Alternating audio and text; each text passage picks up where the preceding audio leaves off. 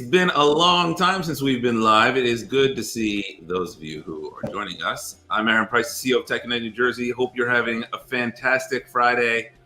We have a new person behind the scenes, and we thought we would have her produce a new show with us. And I'm eager to welcome Justin Murray, our Director of Partnerships, for a little chat about all things Propelify. How you doing, Justin? I'm doing well. I mean, happy Friday. We're coming up to June this year, and that's obviously the new month that's on our minds for Propelify. And yeah, I'm happy to be here and happy to be on live.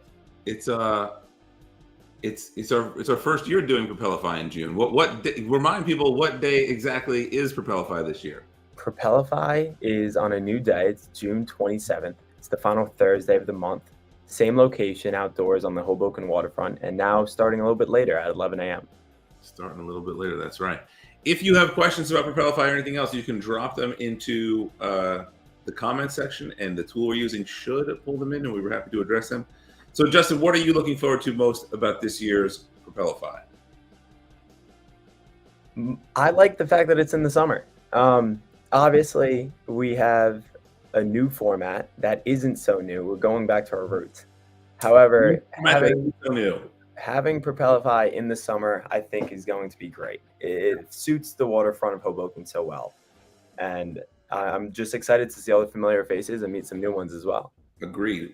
You've been involved with Propelify for many years. What are some of your favorite memories of this event? Definitely the Ferris wheel. We keep mentioning it, and it was just such an exciting time for Hoboken because Jet.com was coming out of Hoboken. It was at the time where Walmart was really growing fast and taking over the e-commerce space, and the fact that your team and Jet.com came together and did live interviews on a Ferris wheel, it blew my mind. I always thought that interviews were in some conference room with a suit and tie. And then I saw that, and I was like, wow, there's an entire new world of how you can get hired and how you can meet cool people. Did you go on the Ferris wheel? I didn't, but I was watching it very closely. At that time, I wasn't exactly interviewing. But it was definitely a really cool activation, and I definitely enjoyed watching people go on it. So I was prepared to ask you some questions, but it sounds like you have prepared some questions for me. Is that right? Yeah, we could go back and forth. I think that'd be fun. That works. What do you got? So to kick things off, I mean, Propelify is happening for the 9th straight year this June.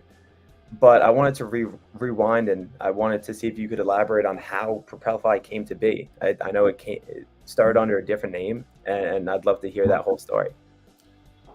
Well, I'll try to give you the short version, but I've been an entrepreneur for my entire life. Found it to be a pretty lonely and isolating career path. Started the New Jersey Tech Meetup just to bring together other entrepreneurs in my backyard, and that totally exploded.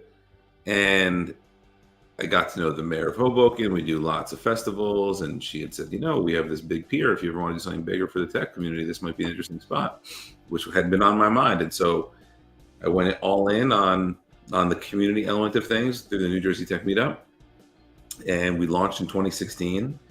It was an enormously stressful time. As you know, it's named the name Propeller and Propelify is about creating momentum and propelling ideas into action and bringing together the community of people who embody that. And so the first year, my goal was to bring 3,000 people together. We ended up, I think, with 8,000 registrations for that year. It was a pretty incredible experience. There was a line, for what seemed like miles down the waterfront. We hadn't really worked out registration, but from a marketing point of view, it was kind of exciting to see so many people eager to come in, and we've been going strong ever since. Yeah, I'm still bummed I didn't attend that year. Did you know about it that year? I did not. I didn't hear about Propelify until the March/April of 2017, prior to the event that May. So yeah, it was. I luckily made the turnaround of a month or two and was able to attend that second year. But yeah, it was good, and I did not hear about it prior to that. So a question for you. I've often talked about how this role and this experience of Tech United New Jersey, which for me was really not something I envisioned happening in my career, has put me in some really interesting rooms with some really, with people who I never imagined I'd be around. The top of that list for me might be Stevie Van Zandt, who if for those who don't know, guitarist in the E Street Band. And because of this role, I got invited to the New Jersey Hall of Fame Awards event, and he was backstage, and I got pulled backstage, and that was pretty awesome. Who are some people, or what's one experience that you've been involved with that has been kind of interesting based on your role? Yeah, audio broke up a bit there, but an interesting experience that came out of being involved in Propelify. It happened back when I was volunteering with you. There was an event in Manhattan at Madison Square Garden that was a super large tech innovation / festival that we were partnering on, and somehow there was an after party, and Paris Hilton was the performer for the after party, and it was a school night for me, and I'd never imagined going there, and I was with a couple other people working on startups, and it was one of my first experiences into the realm of tech and conferences and meeting new people and kind of just saying yes like that. And then that quickly turned into meeting Gary Vee at the wine library, and those two experiences kind of jump started my passion for getting involved in such a large community and really just trying to always be out in market, meeting new people. I remember that very well. That was a really crazy.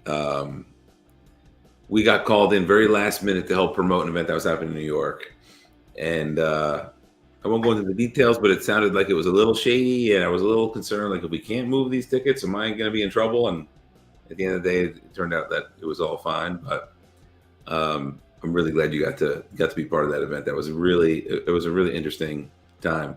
It sounds like my mic broke up when I was telling that story. Did you hear any of it?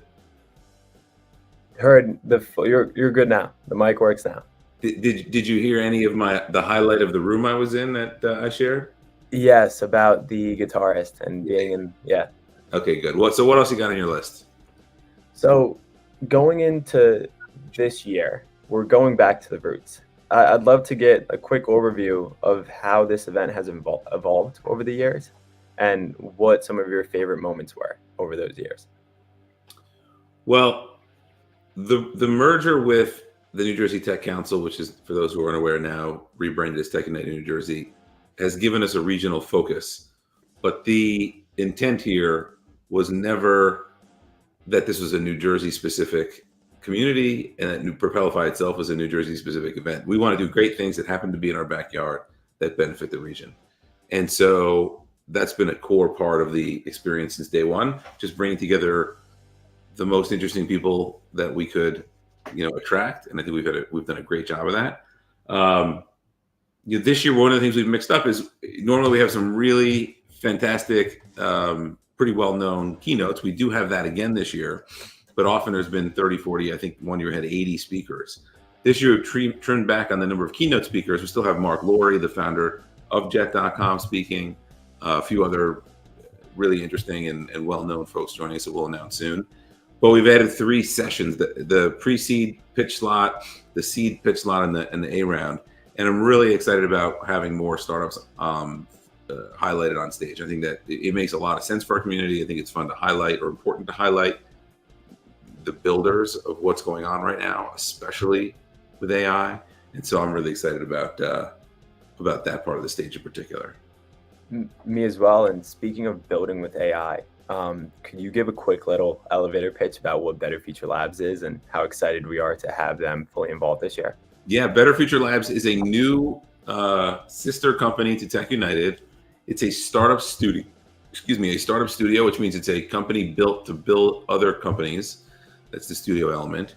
And we do so by leveraging this network that we have, this incredible network of stakeholders around the Tech United New Jersey community. And so it's sourcing ideas from corporate partners, from university partners, in particular Stevens and Princeton, but several others, from our own entrepreneurial community and from our own internal ideas, validating those rapidly, leveraging AI to do so, which I can talk a little bit more about, and then putting up to $500,000 behind each company in an effort to get them to a proper seed round. And so we'll be recruiting in co-founders and CEOs to operate each of those companies. We have an amazing co-founder in your friend Justin Trugman, also a Stevens grad, who is a very legitimate AI expert. We didn't used to talk about Better Future Labs being an AI focused and built studio, and now we very much are. we've built some internal tools. We've got some AI-based ideas, as you know, but we're really at the cutting edge of what's happening there, contributing to OpenAI and especially Microsoft Research open source projects, getting invited to developers conferences, contributing to the Towards AI articles. Like we're doing a lot with AI there, and it's really educated me. For a while, I was just talking very broadly about AI and its implications, and now a much richer understanding of how this works and how it's going to change society. And I think I'm personally super excited about the business opportunities. I'm also really excited about the implications for the companies I think we can build in New Jersey. Agreed. One of the coolest developments that I've seen just with our community as a whole, specifically on Propelify, is last year's theme was artificial intelligence. And now we just see it involved in everything. It's been an extremely rapid development. I feel like with other trends and other new tech themes, they've held their ground as an area of focus and not really got embedded across everything for a bit longer than a year. And now this is just growing so rapidly. So I'm glad that our team is at the forefront and that we're continuing to try to develop new solutions that will put our area and biasly New Jersey on the map. I think one of the things I'm proud of, you asked before about this, is each year of Propelify, I think we've been ahead of the curve on the topics and focused on the companies that in some cases people were reading about, in the months that followed, about having raised big rounds or seen giant exits or making lots of big moves in hiring. And so people can expect that Propelify is a place where you'll learn about what's right around the corner. Definitely. And with this year's focus being on the next upcoming technology, and we're trying to get the best companies on stage so that the audience can learn what to expect in the future. Taking a step back, it's going to be year 9, and I'd like for you to think about Propelify as a startup. What's your 3 to 5 year roadmap? Like, how do you see it developing over the next couple of years now that we have a startup studio and now that the community is growing at a faster rate? My biggest fear is that we get stale.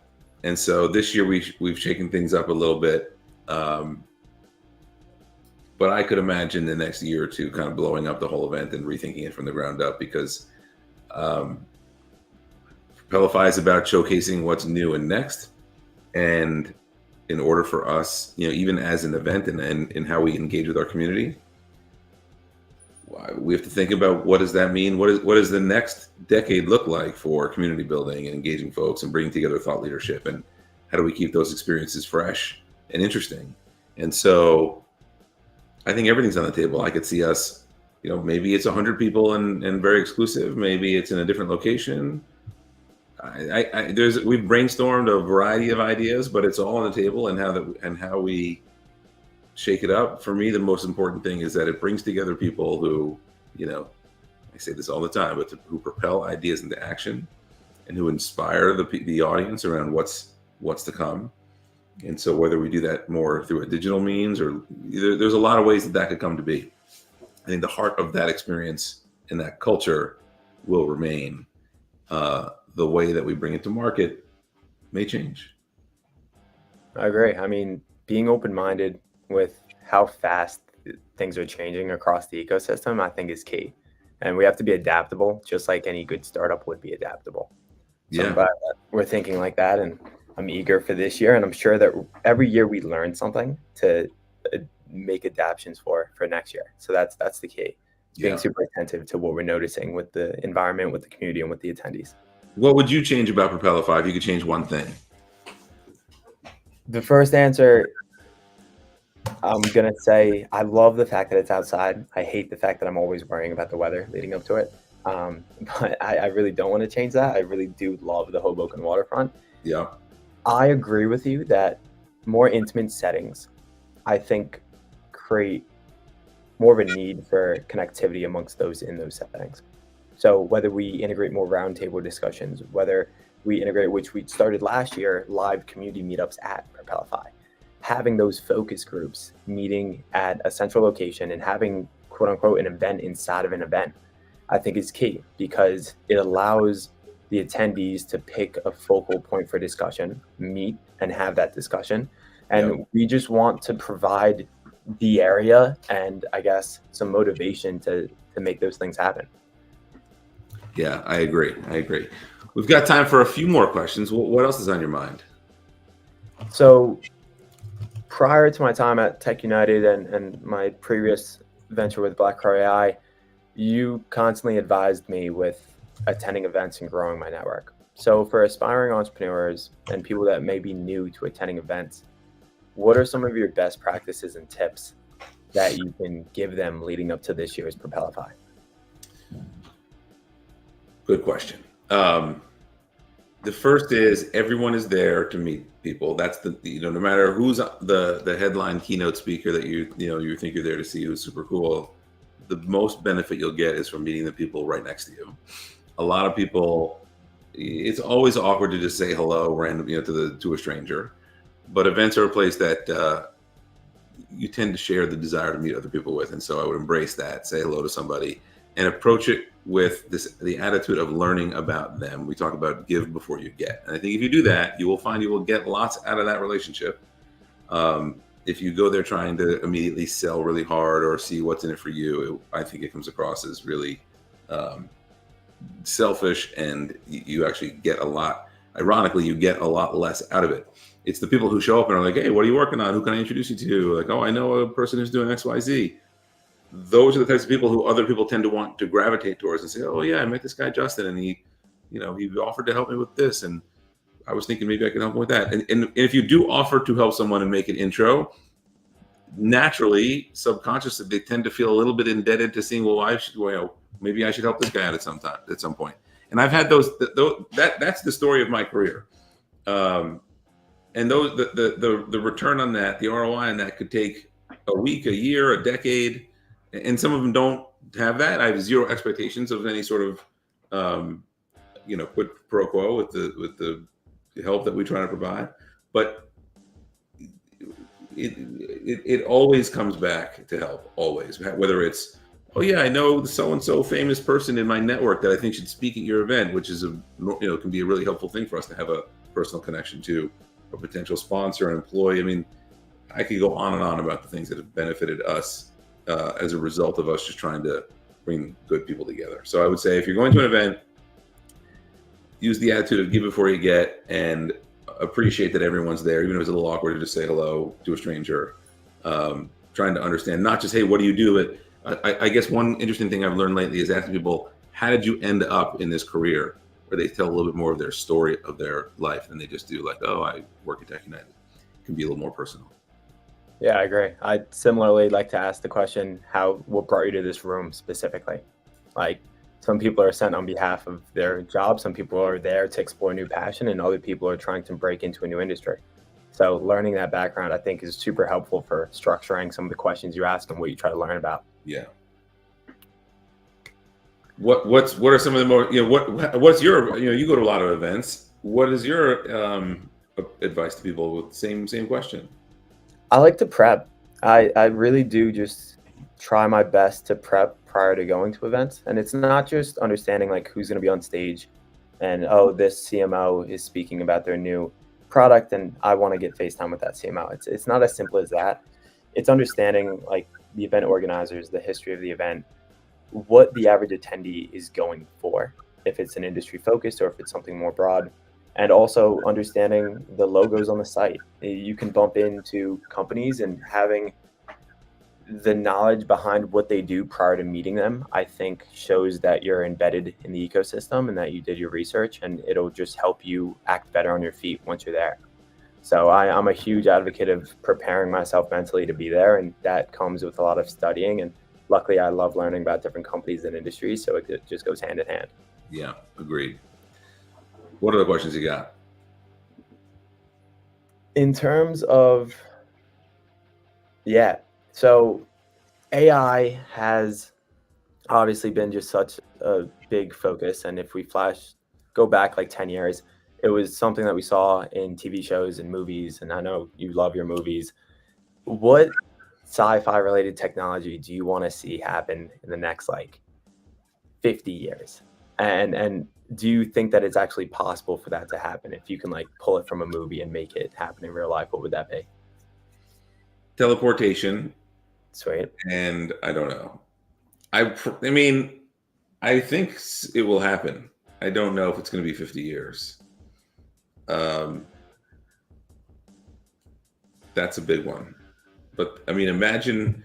I guess the other thing that maybe the more practical is whatever turns out to be the mass adopted flying car. I think that will change cities very dramatically, and is imagine an autonomous vehicle that doesn't get stuck in traffic. Mhm. How we spend our time changes a lot, and how e-commerce works changes a lot. So I that's something that I think is a really interesting thing that could very well happen in the next 50 years. Yeah, I mean, you just mentioned 3 different types of new transportation that like will be evolving from the gas car. And one that's in our community, they're commercializing jetpack technology. So instead of having a vehicle for a couple people, you can have your own private vehicle to fly around.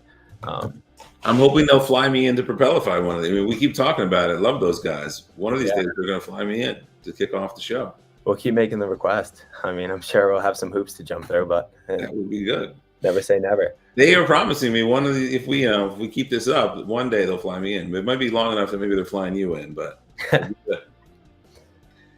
Well, Justin, it's great to spend some time with you. I hope you have a fantastic Friday. It's good to be back live with the, live on the socials. That's what the kids say, right, Justin? Yeah, definitely. I know I teach you a lot of pop culture references. You're welcome. Yeah, I try to integrate them into my everyday vocabulary as I hear about these movies, these references. By the way, speaking of big things happening, anything in particular looking forward to tonight? Yeah, the New York Knicks have Game 3. Maybe a Jersey boy, but I support the Knicks, and I'm hoping we come out with a win. Both them and the Rangers have been playing great, and there's definitely some additional energy in the city. So that energy, I'm trying to focus into work the best I can, but it's an exciting time to be a basketball fan. Well, good luck tonight. I know you're sweating it out. It's been fun chatting with you on this Friday. Give me we haven't done the virtual high five in a long time. On the count of 3, 1, 2, 3. Boom. Talk to you soon. Talk to you.